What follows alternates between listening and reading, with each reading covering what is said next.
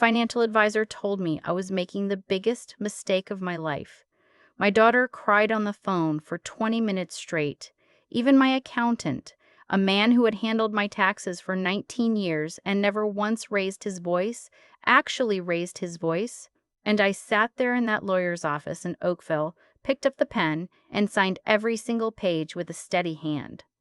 What none of them knew, what I had made sure none of them knew, was that I had been planning this moment for 8 months.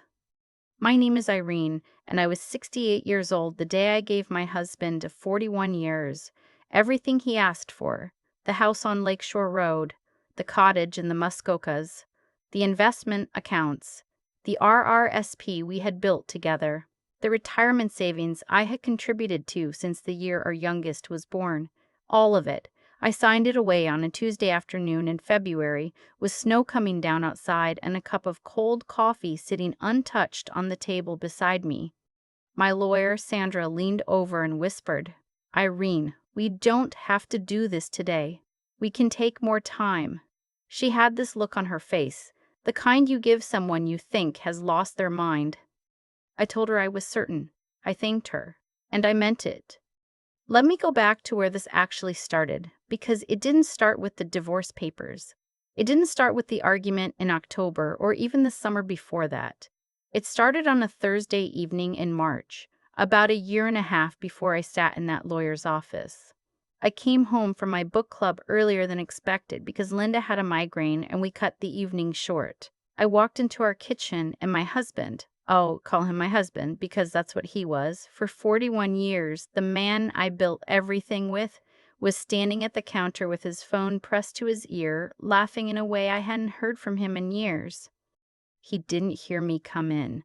The back door makes no sound when you push it slowly, and I had pushed it slowly because I saw his car in the driveway next to another one I didn't recognize, and I thought maybe he had a colleague over.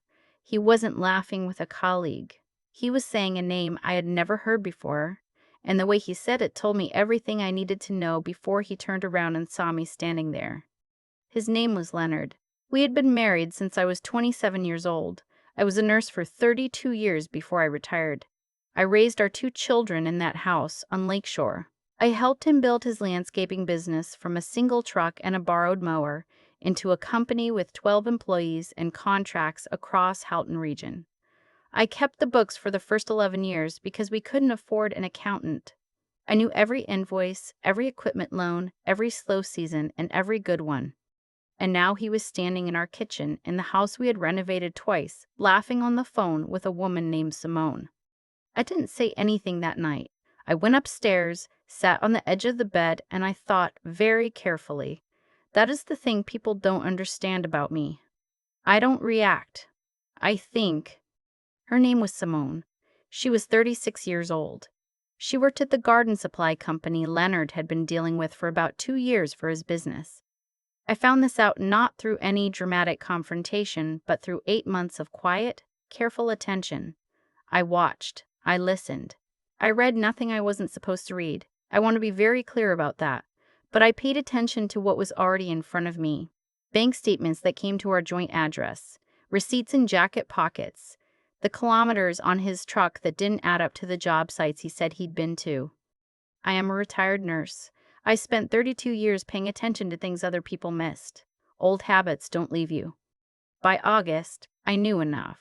But I also knew something else, something more important than the affair itself. I knew that Leonard had been doing something with the business finances that was not legal, and that whatever he was doing, he had been doing it for at least 3 years without my knowledge. Our business, and it was our business, my name was on it until I stepped back at retirement, had been structured as a partnership. When I retired 6 years ago, Leonard bought out my shares at a valuation we agreed on with an accountant. Or so I thought. What I discovered, through the same quiet attention I had been paying to everything else, was that the valuation had been significantly understated. Assets had been moved. Equipment that appeared on the books as depreciated had in fact been sold, and the proceeds deposited into an account I had never seen. 2 contracts, large ones both with the city of Burlington, had been invoiced through a number company I did not know existed. a company registered in Leonard's name alone and set up 14 months before our buyout agreement. I am not a lawyer. I am not an accountant. But I am someone who kept the books for 11 years and who, once she started looking, knew exactly what she was looking at. I called my daughter in September, not to tell her what I'd found, to ask her to recommend a good lawyer. She assumed I was updating my will. I let her assume that. The lawyer she recommended was Sandra Kowalczyk, and Sandra Kowalczyk turned out to be one of the sharpest people I have ever sat across a table from. The first meeting, I laid everything out. I brought a folder, printed bank statements, photographs I had taken of receipts, notes I had made in a small notebook over 8 months.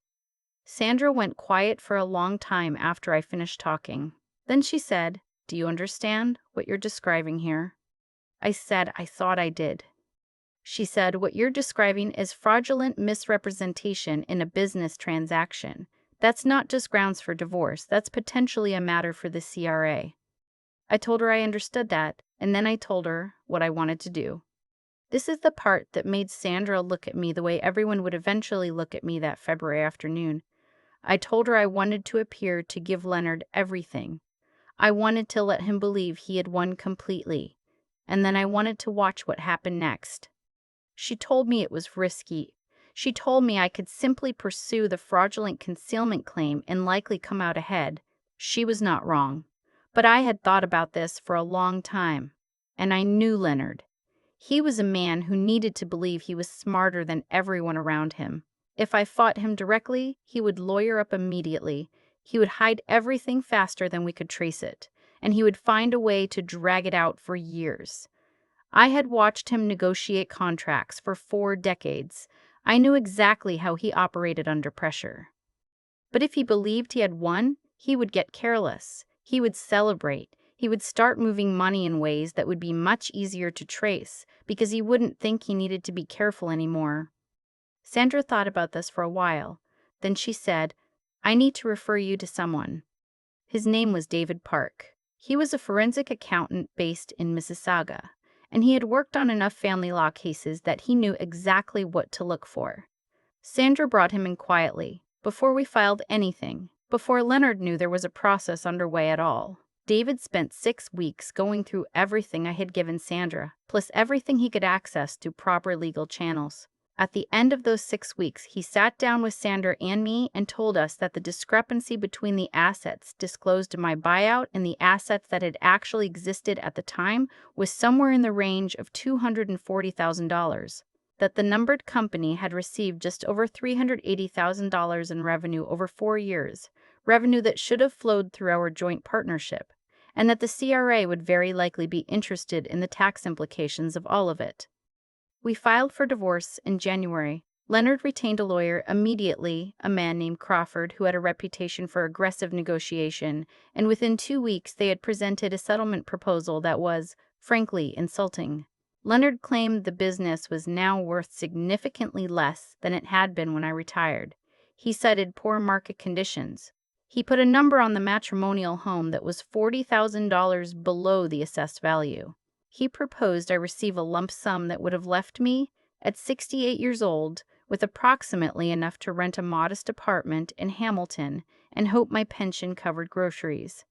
Sandra called me after the meeting where Crawford delivered this proposal. She said, "Irene, we have grounds. We can fight this." I said, "Not yet." She was quiet for a moment. Then, "You still want to go through with it?" I said yes. What happened over the next 3 weeks was the hardest thing I have done in my adult life. Not because I was uncertain. I was not uncertain. But because I had to watch my daughter cry. I had to sit in a room with my son-in-law, who is a good man and who thought I had simply broken under the weight of everything, and let him try to talk me out of what I was doing without being able to tell him why. I had to hear Leonard, when he found out I was accepting the terms, tell someone on the phone he still didn't know I could hear him from the hallway, that he had always known I would fold. That one was hard to let go. But I let it go because I had a plan, and the plan was working. I signed on a Tuesday. By Thursday, Leonard had already made 2 calls that Sandra's contact at a financial investigation firm flagged as significant. He was moving money, just as we had expected, quickly, and without the care he'd taken before, because he believed there was no longer any reason to be careful. It took 11 days. That's how long it took before Sandra called me and said, "The CRA has opened a file." It was not something we had reported directly. We had provided information through proper legal channels, through David's forensic report, through Sandra's filing that outlined the fraudulent concealment in the original buyout. The CRA moves at its own pace and for its own reasons. But when someone has 4 years of unreported revenue sitting in a numbered company and then suddenly starts transferring funds in the week following a divorce settlement, that tends to attract a certain kind of attention. I was staying at my sister's house in Burlington. Her name is Lois, and she is the only person besides Sandra and David who had known what I was doing since October. Lois is 71 and sharp as anything, and she had made me tea every single night and never once told me I was being foolish. I was sitting at her kitchen table when Sandra called. Sandra said, "I need to walk you through some things, but the short version is this. David's report has been formally submitted as part of a motion to set aside the settlement agreement on grounds of fraudulent misrepresentation. We have the numbered company documentation, the discrepancy in your buyout valuation, and now the recent transfers as additional evidence of intent to conceal. Crawford is going to lose his mind." Crawford did lose his mind. Leonard's response, delivered through Crawford 2 days after our motion was filed, was that I was fabricating everything, that I had always been difficult, that I had never understood the business, and that I was doing this out of spite because I couldn't accept that the marriage was over. Sandra read me the response over the phone. There was a brief silence when she finished. Then I said, "Does he realize that I kept the books for 11 years? Sandra made a sound that I think was her trying not to laugh. The thing about Leonard's response that was so revealing, and that David had specifically anticipated, was that in attempting to dispute the timeline of the numbered company, Crawford's filing inadvertently confirmed the existence of the accounts Leonard had previously not disclosed. It is very difficult to argue that something doesn't exist and simultaneously provide documentation proving it was set up legally. Leonard's lawyer, I think, had been given incomplete information by his own client. It took 4 months. 4 months of filings and counter-filings, of David's forensic report being submitted in full, of Sandra navigating the process with a precision that I watched with something close to admiration. My daughter, once I was finally able to tell her everything in March, went very quiet on the phone for a long time and then said, "Mom, you planned all of this." I told her I had. She said, "Since when?" I said, "Since August." There was another long silence. Then she said, "I cried for 3 hours when you signed those papers." I told her I was sorry for that. I meant it. That had been genuinely hard. But I also told her that if I had told anyone, Leonard would have found out. His sister and my daughter had been close for 30 years. Families talk. I couldn't risk it. My daughter, to her credit, understood. She didn't like it, but she understood.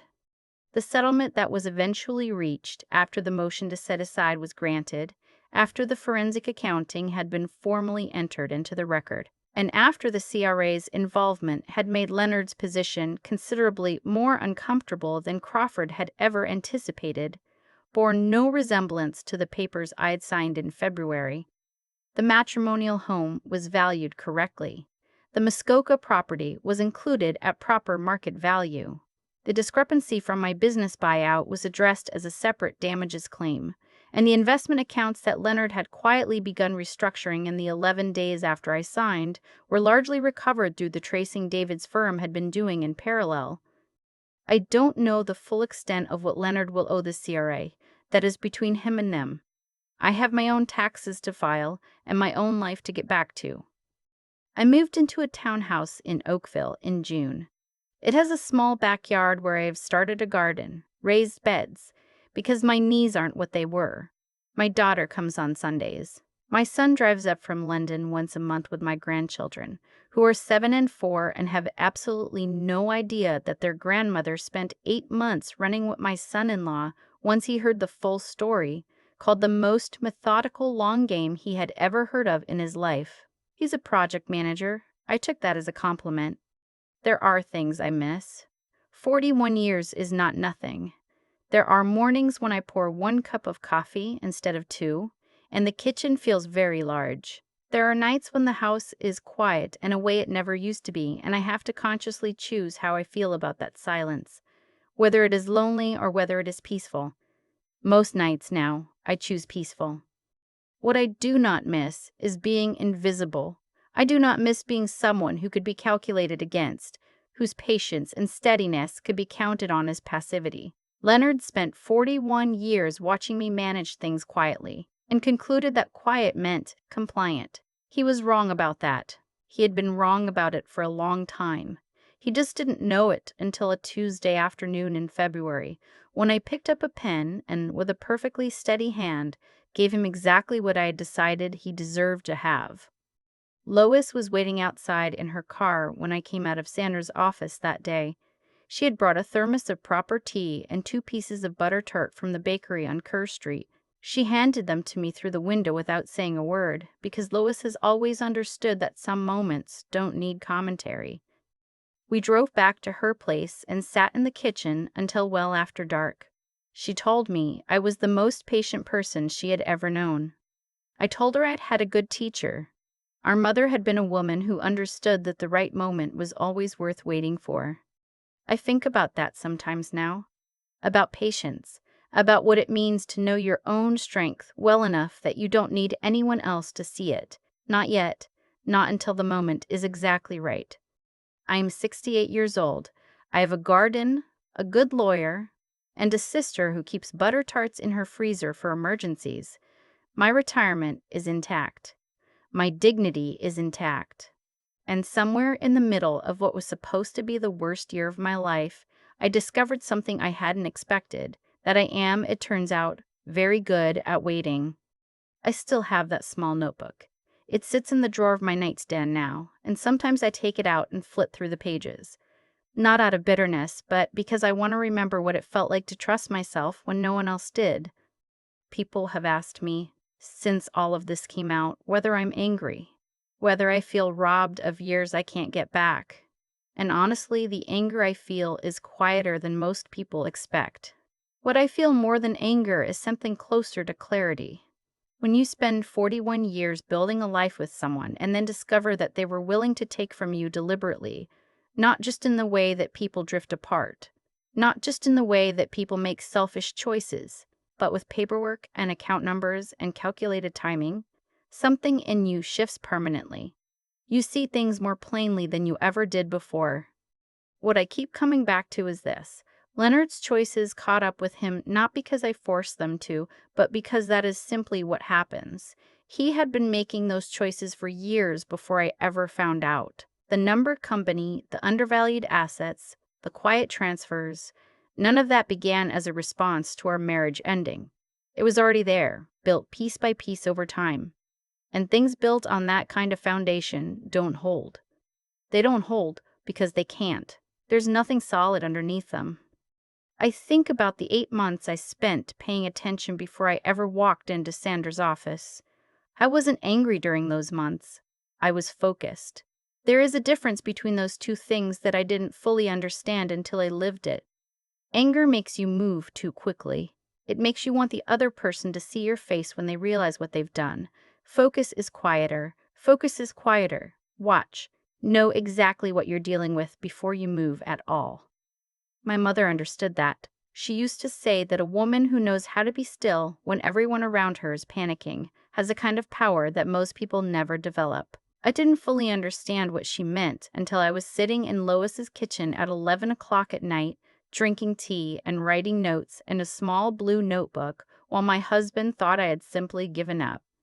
What I know now is that the life I'm living in that townhouse in Oakville, the raised beds, the Sunday visits, the quiet mornings with 1 cup of coffee, is not a consolation prize.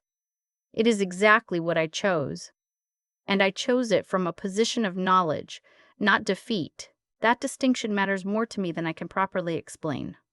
There's something that comes from doing the right thing carefully and honestly over a long period of time, from being the person who keeps the books accurately and shows up and builds things that actually last. It doesn't always protect you from being wronged, but it gives you something to stand on when you need to stand. I had 41 years of that behind me when I walked into Sandra's office with my folder. That is not nothing. I am 68 years old, and I am, it turns out, just getting started.